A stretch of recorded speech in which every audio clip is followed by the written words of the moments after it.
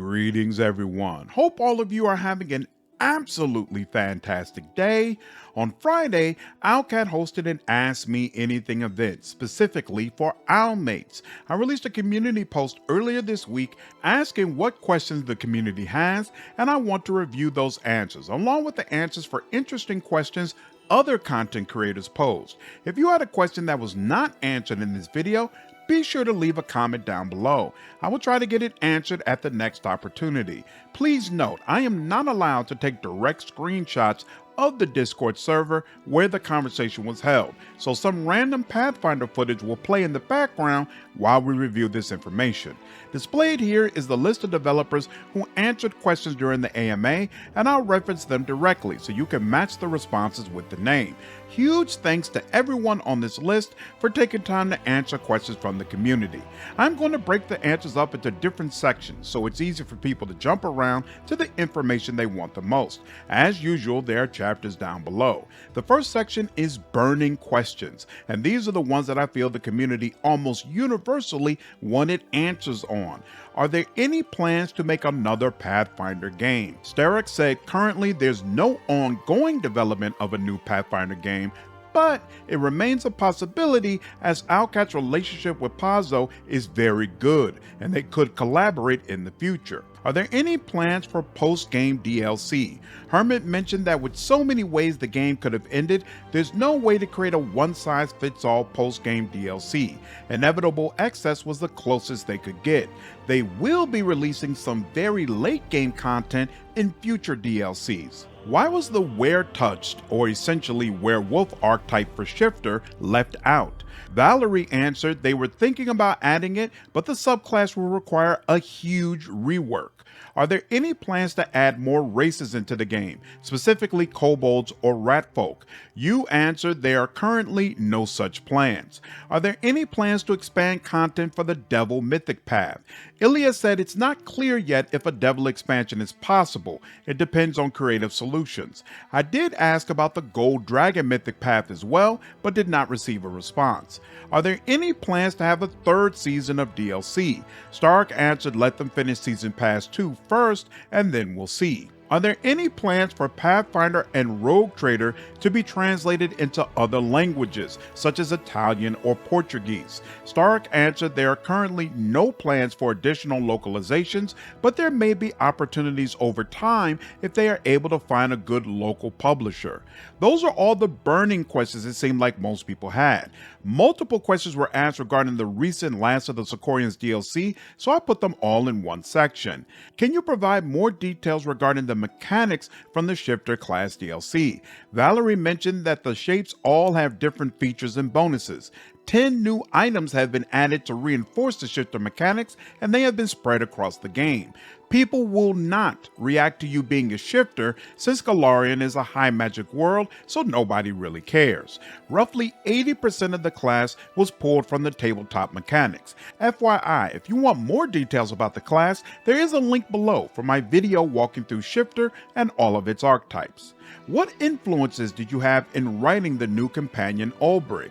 Hermit said that finding inspiration for an older, dad type of character was surprisingly hard. They made the decision very early that they didn't want a perpetually sour or emotionally distant, manly man who never cries or displays affection.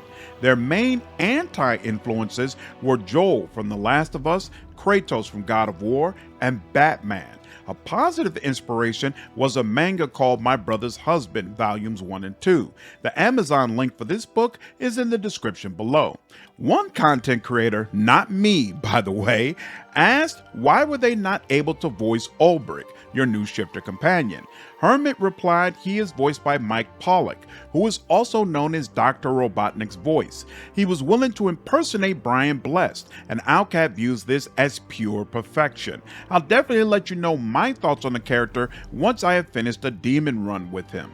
The recent DLC uses a movable camera more in the cutscenes compared to the base game. Is this just the result of getting more used to it, or were there other changes that made it easier to use? Ilya responded that those cutscenes are more difficult to make and they started using them in the second DLC due to the work of one of their level designers. They really like them, and now the entire team of level designers has been trained on how to make them. In the next section, I want to cover future content and updates. Are there any plans to add more mythic and companion reactions in Chapter 5 and 6? You answered, maybe. Will the sequel to Through the Ashes retain the short-on resources and Scrounged to Survive feel? Valerie responded that the sequel will have its own unique mechanics that Owlcat will develop. Are there any plans to add a new mega dungeon like Beneath the Stolen Lands from Kingmaker? Valerie answered no, because Treasures of the Midnight Isles is essentially their mega dungeon DLC. Is improving Steam Deck compatibility in the cards? Currently, customers can play Wrath of the Righteous on Steam Deck, but it doesn't appear to be optimized. Stark answered that the focus currently is on polishing the PlayStation, Xbox, and Switch versions of the game. After those versions reach a satisfying state, they could potentially take a closer look at Steam Deck. Has working on the Crusade fighting minigame created interest in creating any small spin-off games, similar to what CDPR did with Gwent from the Witcher series? Stark replied there are a lot of jokes inside the studio that they should make a dating sim one day. I would buy this. Some of you are rolling your eyes right now, and I don't care. Mark it down and put me in the yes column. Thank you so much. Starrick also mentioned putting Crusade management, Kingdom management, or space combat from Warhammer into a separate game is unlikely. Is there any hope for a Summoner class DLC? Andre said sorry, but there are no plans for Summoner at the moment. Hermit said that hope never dies, but Summoner is very unlikely. Are there plans to add any more classes? Andre said there are no new classes currently in development, but in the near future, you can expect lots of new archetypes. Some of them will change how a class works drastically, so it almost counts as a new class. Are there any plans to make some NPCs romanceable, specifically Hand of the Inheritor or Targona? Stark answered it's highly unlikely those two would get a romance. In the future, it's possible they will add more NPC romances, but there are no plans in close vicinity. Hermit hopes in future games there will be room for more non-companion NPC romances, as it's something they are passionate about doing. Will you add more portraits into the game? Stark said these may appear from time to time as part of the DLC or free updates. Are there any plans to make future games highly moddable with toolkits? Stark answered that Warhammer Rogue Trader will be more modder friendly.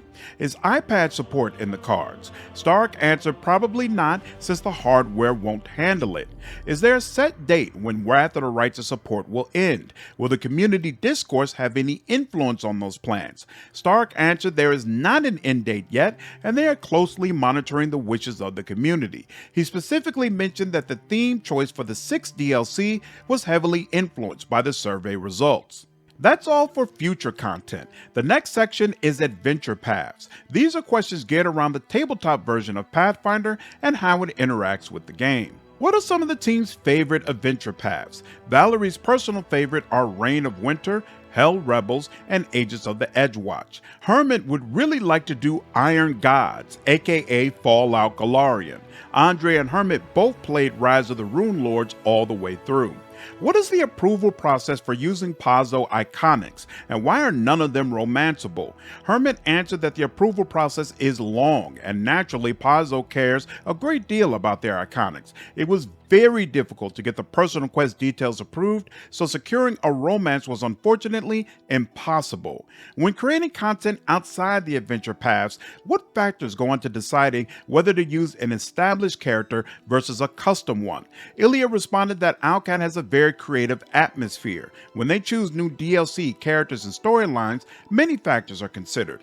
Owlcat always takes into account the opinion of the community and the team. Oftentimes, an interesting idea comes up that they all like. Hermit mentioned they prefer to use established lore whenever possible, but oftentimes it is vague enough to let them pick out their own ideas, the same way an RPG dungeon master would. Hermit mentioned Sosale as an example of this. His original lore is a paragraph, and his brother gets one sentence. From that, Hermit was able to flesh out a different character from the Sosale other DMs have. When you implement tabletop classes and mechanics in Pathfinder, how do you decide when and how to change them for the game? Valerie specifically used the Shifter class to answer this question. Valerie has a lot of experience GMing the tabletop version of Pathfinder and understood upfront how weak Shifter is and how to boost it. Valerie wrote the class concept, and then the overall team added their ideas to it, so the final version you see in the game is a result of that tabletop GM experience and the team's overall work. Do you play non-RPG board games? And if so, what are your favorites? Stark responded with Terraforming Mars, while Andre responded with Warhammer 40k using the Orcs faction. Ilya responded with Terraforming Mars, Mansions of Madness, and Everdell. Herman has been playing a campaign of Etherfields for years now. That's all for the Adventure Path section. Quick note before we get into more general and fun questions. If you enjoyed this video, I would appreciate you hitting the like button. This information lets me know which videos the community is enjoying. If you want to support this kind of content, please consider becoming a member of the channel. I really appreciate all of the support. Alright, now let's get into general questions that don't really fall into a specific category. What is Ember's real name? Hermit said that name is lost forever. Her original name was going to be Cinders, but they already had Camellia, whose name starts with a C, and Sela, whose name starts with an S sound, so they felt it would be better to use a synonym. Maybe I have played too much Killer Instinct, but to me, Cinders sounds aggressive and forceful, whereas Embers sounds much more appropriate for her character. Great change. Were there any companion ideas that were dropped? Hermit mentioned that in Kingmaker, they wanted to make a companion whose portrait is actually the halfling guy with scribbles on his face. That character instead became Toil, who was an NPC in Ember's quest. Who is your favorite non-companion in Wrath of the Righteous? Herman responded Anivia and Erebeth, along with mentioning all the wonderful ways you can make life hell for them.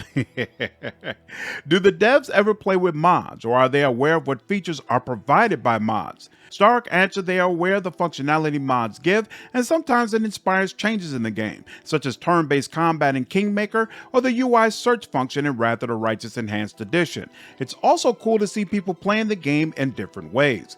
Can you tell us anything about mythic paths that were originally planned and then dropped? Herman mentioned that they had many ideas, but most were dropped at a very early stage. At first they wanted to make one mythic path for every alignment, but that was unrealistic. Hermit wanted a true neutral path, such as an elemental or a cyborg, but again, these ideas were scrapped early. Were there any characters whose reception surprised you? Hermit mentioned that they think Nanio is hilarious and don't understand those who do not. You all already know I am firmly in that camp and couldn't agree more. Do you plan on taking your CRPG engine further? Stark answered that Owlcat is in love with complicated games, so he guesses that counts as a yes. He also mentions that Rogue Trader is built on the same Unity engine, although how they use it has been significantly changed. In future projects, Owlcat may look at other engines. Do you sometimes read community speculations between announcements and the actual release?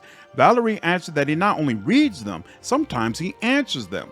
You replied that they do read community speculations, and sometimes it looks funny, but painful. Stark answered that he reads them all the time, and that the community generates a lot of interesting ideas. If you had an unlimited budget and unlimited work hours available, what is one change you would make to Wrath of the Righteous? Stark answered that he would add multiplayer. Hermit answered that they would like to do more significant non-companion NPCs, like Anivia and Erebeth, with personal quests, branching stories, and the like. How do you think your formative experience playing video games shaped how you do your jobs today? Andre answered he really liked to make maps for StarCraft BW and Warcraft 3TT. Later he GM'd Pathfinder for 4 years, and then he got his dream job. Stark said his entire life was heavily interconnected with games, so it played an integral part. Finally, what is the most ridiculous bug that you have encountered during development? Hermit said in Kingmaker there was a visual bug with some kobold corpses unexplainably growing into black columns. It was very visible, and they were short on time, so the temporary decision was made to flip the corpses upside down and let the columns grow underground. That's awesome. The last section is not really CRPG or tabletop related, and instead it's just fun, random questions the devs answered. Read any good books lately? Andre said he has read Dead Space Martyr. It's really good, dark, and psychotic, but brings a lot of new lore from the game and expands it. He strongly recommends it if you like the game or if you like sci-fi horrors. Hermit mentioned Pixel Juice by Jeff Noon and that they love the author. Are there any good dev RPG party stories? Ilya answered that at one of the parties he fell asleep and at 4 in the morning was awakened by a persistent mosquito and a fly. He killed the fly, but the mosquito continued to bother him. He tried to install a mosquito net, but it fell off and cut his eyebrow. The next day, he approached the game designers and asked if anyone among them had knowledge of medicine. One of them replied, "No, but we could create a new character for you." What is your favorite movie? Andre answered the Lord of the Rings trilogy along with Mighty Python and the Holy Grail. Hermit answered the Ghost Ship is a personal inspiration. The team worked on a shoestring budget, and even though the studio just wanted a crap movie, they instead produced an amazing psychological horror film. What is your favorite fictional lawyer? Valerie and Hermit answered Matt Murdock. What are your favorite pizza toppings? You said their favorite topping is cheese, while Stark said he enjoys 4 types of cheese plus pepperoni and highly recommends that combination. That wraps up all the answers I have from the AMA. Hope all of you enjoyed this video. Take care.